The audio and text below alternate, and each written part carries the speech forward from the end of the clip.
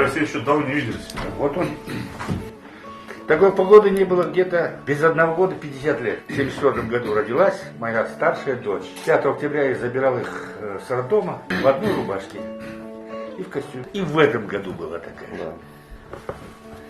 Но стадион стоял. Ну там недоделки и так далее. Внепрограммный объект – это деньги только спонсоров. Объект сложный. Стадион, оказывается, строился хозспособом, так называемым. И даже половина документации была утеряна.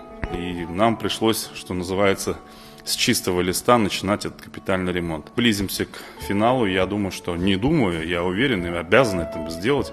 Уже к следующему футбольному сезону мы откроем стадион полноценно.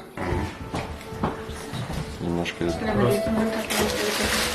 Это мой гараж.